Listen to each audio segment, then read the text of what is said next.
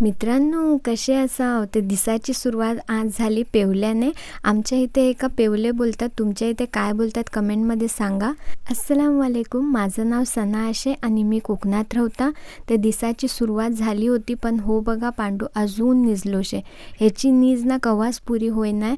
आणि हे बघा आमच्या पाठी जे शेत असे ना, तिथे बघा गाय म्हैशी वगैरे चरू का येतात, ते ही लोक आईली सर. आणि तुम्हाला ते माहीतच असे माझं रोजचं होच रुटीन असे की मी दिसातून ना 2-3 वेळा तरी ना बागेत येताच. तर मी अशीच फेरी मारू का आयलो होतो आणि ना हलको निंबर आयलो शे, एकदम कडक निंबर नशे. ही लोक रोज येतात ना, तर माका बरोबर ओळखतात की का मी पण बागेत असता आणि ही लोक पण येतात. आणि हे बघा दसऱ्याच्या झाडावर ना नवीन पानं फुटतात. मग आमच्या बाजूला एक काकी होते ना, त्यांनी ना आम्हाला जामून आणून दिले होते, तर मी त्या खायत होतो. मी धान चढवलो आणि आज मी बनवत होतो एकदम सिंपल वांग्याची भाजी. तर तेलात कांदो टाकलो, मग ना बटाटो टाकून त्याका परतलो, मग टमाटो टाकलो आणि मीठ टाकलो. त्याच्यानंतर ना थोडीशी हळद टाकूची आणि लाल मसालो आपला असतो तो टाकूचो. आणि ना आमच्या झाडाच्या वेलीवर ना हे तेंडलीची थोडी भाजी लागली होती, ती आधी आम्ही टाकलो. त्याका जरा मसाल्यात परतून गेलो, मग थोडाशा त्याच्यात पाणी टाकून ना त्याका शिजवून घेऊच्या. की त्या माहिती आहे तेंडली का शिजू का जरा टाईम लागते.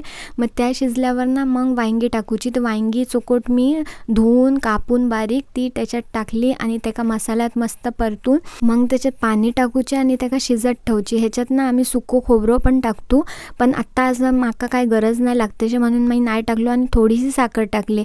वांग्याची भाजी शिजतेसे तवसर ना मी इथे बनवते असे मच्छीचे सालन.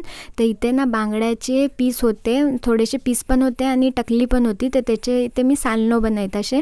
तर आम्ही ना सालनो बनवतो ना, त्याच्यात आम्ही नारळाचं दूध टाकतो. मच्छीच्या वासाने बघा पांडू आयलो आणि कट्ट्यावर चढलो शे बघा. इथे आमची भाजी शिजली होती ना, त्याच्यात मी कोथिंबीर टाकलो आणि मच्छीमध्ये पण एक कड आयलो होतो ना, तर पातळ नारळाचं दूध असते ना, तो मी आधी टाकलो आणि मग वरशी घट नारळाचं दूध टाकलो आणि हो सालनो आपलं तयार झालो. मग दादीचं जेवण झाल्या होत्या ना, मग मी चिकू निसून आणि कापून दादीका दिलो आणि मग मी पण जेवलो. एकदम मस्त जेवण झालं होतं. सांच्या ना मी इथे सनसेटचं व्ह्यू बघत होतो आणि इतकं मस्त दिसत होतं ना, वाव एकदम. ते असं होतं आजचं माझं व्लॉग चुकट लागलो असेल ते लाईक करा, कमेंट करा आणि माका फॉलो करा.